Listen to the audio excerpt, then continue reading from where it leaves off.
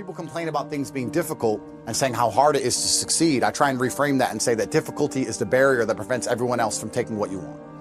The girl you want, someone else wants. The money you want, someone else wants. The car you want, someone else wants. If it wasn't difficult, it'd already be gone. There has to be a rainbow for the pot of gold to be at the end of. Because if the pot of gold was at the beginning of the rainbow, there wouldn't be any gold. So all of the difficulty that you feel as a young man when you wake up and you think this is going to be really hard, I can't find a way to make money, girls won't talk to me, I don't like going to the gym, I don't want to train, all that difficulty is actually fantastic. That's the barrier that's prevented everyone else from stealing your glory. So when you feel difficulty, you're heading in the right direction, like a video game. When you find enemies, you're heading in the right direction. When you feel like life is getting hard, you know you're doing something right. Perhaps that's where they made the mistake putting me in jail. I knew I was doing something good. I was like, this is getting hard all of a sudden. I know I'm headed in the right direction. And I think that's my primary message to young men. And not everybody's going to win, but I do believe those who deserve to win, those who are truly prepared to suffer enough to win. I think a lot of entrepreneurship and even personal growth is training yourself on how you respond to hard.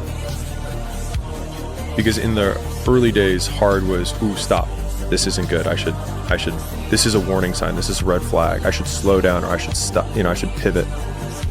But the more I think about it as a competitive landscape, as I'm clear on what this path is supposed to look like, and these rocks and these dragons are things that I'm going to have to slay along the way to get the princess or get the treasure, I get happier about the harder it is because I know that no one else will follow. It's a selection effect. And I think if you can shift from this is hard to no one else will be able to do this, then it flips from being this thing that you're like, oh, poor me, to oh, poor everyone else who's going to have to fucking try. I realized you go higher, you go even more alone. Why? Because nobody is willing anymore to invest their energy in going higher.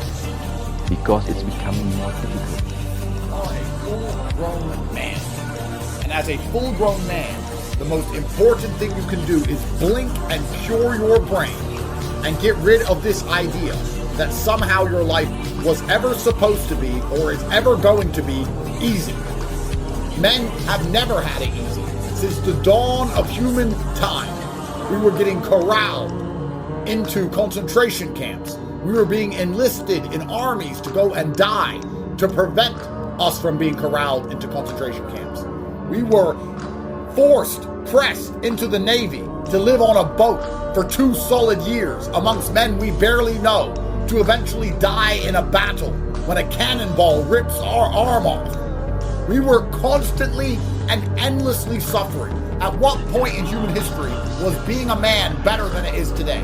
When was it ever easier? When was it ever easier to have a peaceful life and get rich? Never. Of course, the world is hard.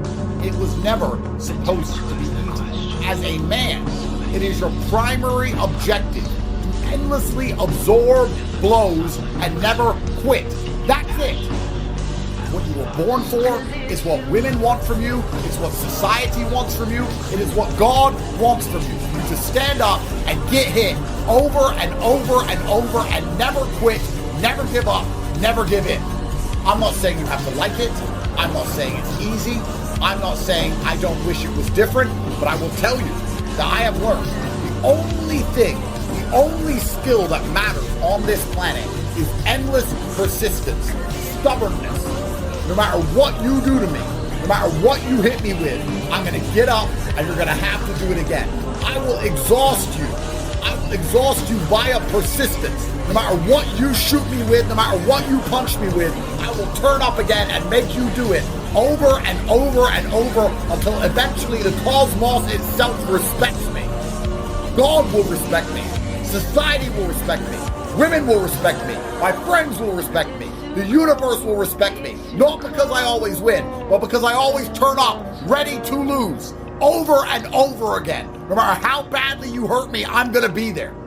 I'm going to make you work to beat me. You don't get to knock me down once. You don't get to hit me with something. You don't get to indict me. You don't get to make me cry. You don't get to do something and I quit and give up and I go away. No, sir. I am a permanent problem. I am a splinter in your mind for the rest of your consciousness. I will always be here.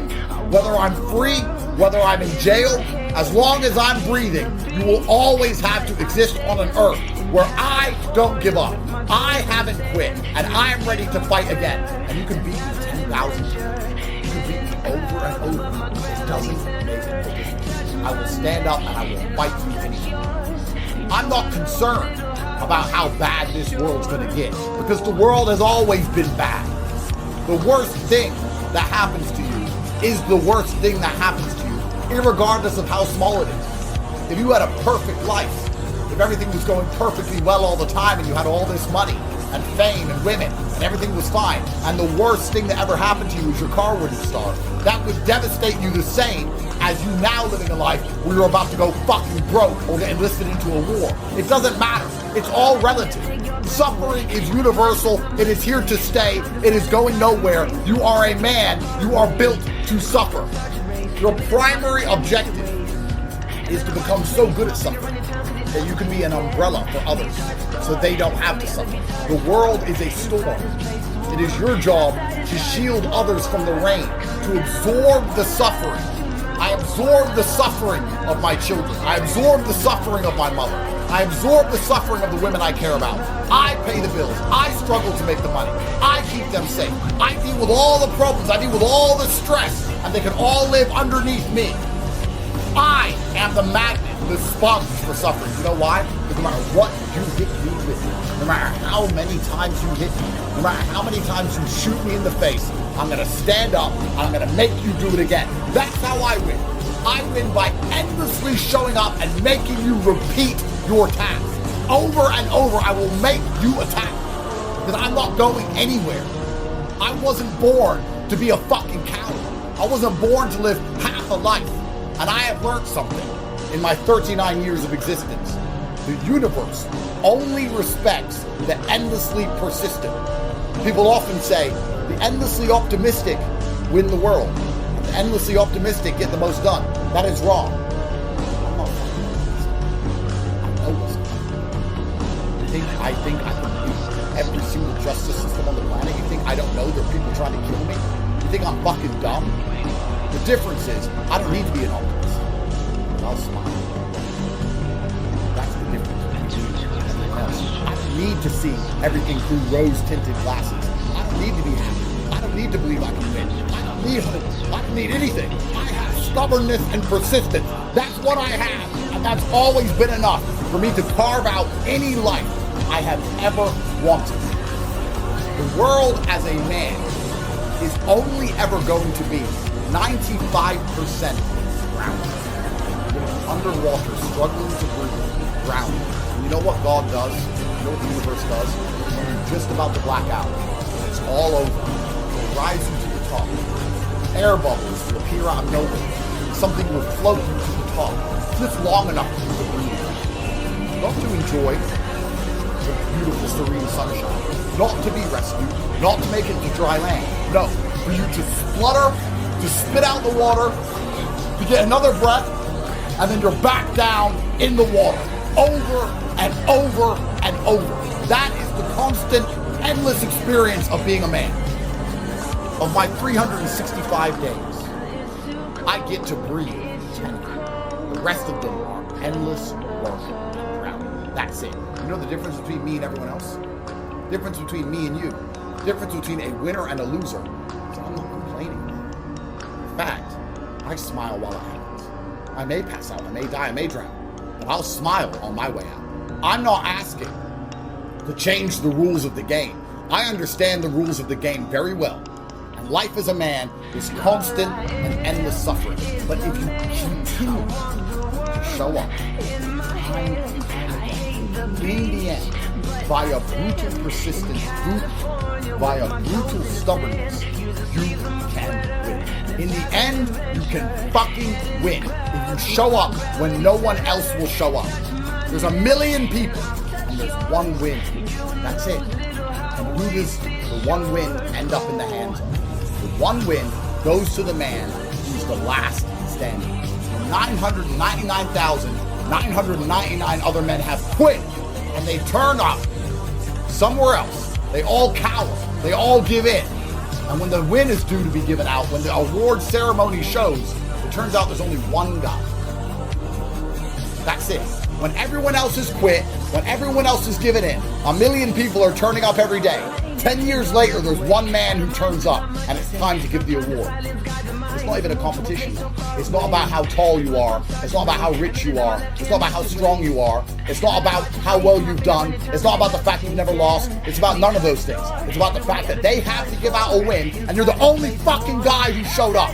Only you. You're the only one standing there. Who else can they give it to? That is how the universe operates. It is a persistence. Life is not about how hard you can hit. It's how hard you can get hit and keep moving forward. It's how many punches you can take and keep moving. You're going to lose sleep. You'll doubt whether it'll work. You'll stress to make ends meet. You won't finish your to-do list. You'll wonder whether you made the right call and have no way to know for years. This is what hard feels like, and that's okay. Everything worth doing is hard, and the more worth doing it is, the harder it is. The greater the payoff, the greater the hardship. If it's hard, good. It means no one else will do it. More for you. I call it the Rocky cutscene, and almost every successful person that I have ever encountered has gone through not a month or a year, but many years of doing work without reward, where they have to do things that other people find boring, and they have to sacrifice things that everyone finds interesting, that most people want to do during that entire season of their life. And they basically sacrifice a season of other things that they would prefer to do stuff that they would not prefer to do because of the one thing they want most. Get to fucking work. You're a young man. You're supposed to be like a fighting age young man full of testosterone and ambition to take over the world. You're not done working hard right now. Now you want to take like a little bit of time off to do some breath work and do some meditation by all means. But to give up your big goal, which is financial freedom, physical freedom, location freedom, all of these like freedoms that the masculine craves, to be in this state of non-desire is fucking pathetic. I think we need to have more desire. Now a lot of that will sound like materialistic desire. You know, I want more subscribers, more money. But it's not actually about those things. We all inherently know this, that once we achieve the big goal, like the subscribers, we're not going to feel any difference. It was not about the subscribers, the car, the watch, or any of that. It was about the man that you have to become to get to that point. It isn't that I wake up thinking, oh, well, my biceps this big. It's that I had to fucking do 1,000 curls and it really hurts, but I kept on showing up to do them anyway. So that now, anytime I walk past the mirror, I'm reminded that younger me did this for me. That's what the benefit is. That's why the desire was so valuable. Imagine if the one thing we changed about me right now was just the physique and I was just like skinny fat. Imagine how different, if that was the one thing, how different I would be, how much less of an impact I would have had on the world if I said the exact same things in the same way, but I just wasn't jacked. And that's also bearing in mind that if I said the same things in the same way, which I wouldn't have if I didn't have this level of like self-reassurance. So I think a young man should have a huge goal that he strives for 24/7 non-stop, something that you even lose sleep for, because it gives your life meaning and direction. When you're 80 years old, you're not going to look back to those moments where you laid around with the guy whispering in your ear, surrender, surrender. You're not going to think back to those moments. You're not going to think back to the moments where you just sat on the couch and watched shit. You're going to think back to the times, the hardest periods of your life where you conquered, where you had a big goal and you really fucking worked hard for it. Even if you failed, like you sign up for a Muay Thai fight in the future and you lose, guarantee on your deathbed you'll still smile thinking about that time. And compare that now to like, oh well, you know, I don't even want to become a fighter anyway because I don't even care about the trophy. That's gay as fuck. It's like, care about the fucking trophy, not because the trophy is going to change your life, but because that 4-month fight camp is going to be a significant moment of purpose and meaning for you, and it's going to make you into a amazing man. And let's say you have children in the future, you're telling them these lessons and you remember what this hardship was like in this season. The lessons that you'll teach to others and the wisdom that you could bestow onto the world is just better compared to just being sat around and learning no lessons and having no strive. The measure of man is how well he can suffer. The problem with women is that they cannot suffer gracefully. If you have a family, household, and the man is unhappy because he has a sexless marriage and his children don't respect it, he'll still get up every day, he'll go to work, he'll hide his misery, he'll pay the bills. He will suffer gracefully for the betterment of his family. Women can't do that. When a woman is unhappy, the whole house must be unhappy. Her man must be unhappy. Her children must be unhappy. They cannot suffer gracefully. Men can. By logical extension, the measure of a man, the quality of a man, is how much he can suffer without complaining. My whole fucking life is suffering. You watch my videos, you see me smile, laugh, run around, have fun. Of course, because I smile as I drown. You're out here hoping that you're gonna get some fucking lifeboat that's gonna pick you up, and that life's gonna become great all of a sudden, and the sun's only gonna shine, and you get to be an optimist, you don't have to worry anymore. That's never going to happen. You are going to be stressed, you are going to be sad, you're gonna be worried forever. No matter how much money you make, you're gonna be stressed and sad and worried forever. When this big problem you're currently facing, you think, when this thing's out the way, my life will be great. When that's gone, something else is gonna come. It's never going to change. My entire life is suffering. I suffer for everybody around me all day, every day, and they don't even notice because I don't complain about it. The measure of a man is how much he can suffer, how well he can suffer, and still put a smile on his face. You're not a good man because you avoid suffering. You're not a good man by running away from the fight. You're not a good man because you need to be happy. None of that fucking matters. What matters is, can you suffer gracefully and benefit the other people around you? Women can. Men can. That is your job. That is your obligation on the planet to suffer for others. That is the point of duty. That is why there is countries, flags, armies, families, religions, creeds, ideas. All of this is based on masculine suffering. The idea that men will suffer for something other than themselves. It built the entire world. Every skyscraper was men suffering to build it. And no, women are never going to appreciate it. No, you're never going to get recognition. It's true. But the universe, God, will continue to show up time and time again. In the end, you will fucking win. So why are you emailing me, begging me for help? You think I don't have my own problems? The problem is in your mind, because you are praying for a happy life, like a girl. Women do Pilates and get matcha and wear aloe. Women have happy lives. Women have empty minds. Women have calm spirits. Women sleep well at night. This is for girls. Men don't. Every night, every sleep is interrupted. All of them. I am stressed. I am anxious. I am worried all day, every single fucking day until the day I die. And because I absorb so much of that, the people around me don't have to feel that way. And that is what makes me gravitational. That is how you generate aura. That is how you make women want you. Women are out in the storm looking for a man who can shelter them. They're looking for a house. You must be the house, which can take the hail, take the rain, take the snow, take the thunderstorm, take the lightning. When the tornado comes, you're still standing. That's what they're looking for. You email me saying, how do I get girls? Girls don't want to be with a fucking pussy. You wake up and you say, I don't want to deal today. I fight against my mind. Yes, sometimes it's happened. We are all human beings. We are not happy every day. We are, not in a good mood every day. It's normal. It's part of us. What do you do to overcome that? I fight against that.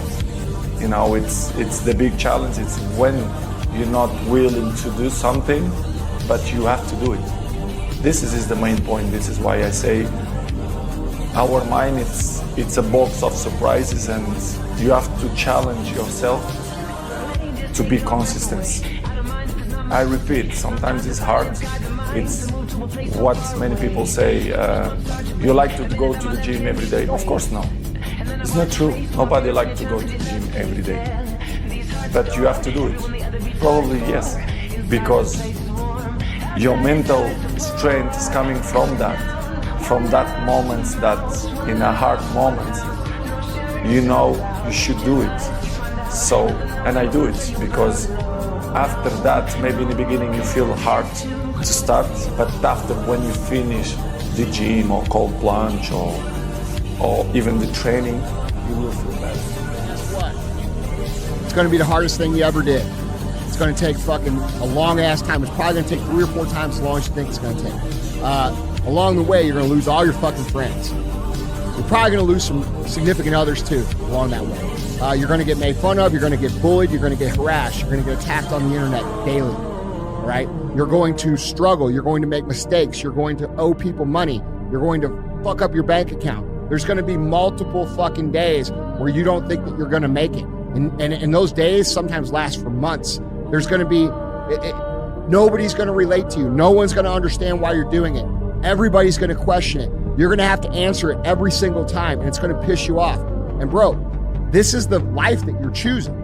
Like, you're choosing it, and then so you can't be surprised that it's hard. This is what the fuck you're signing up for.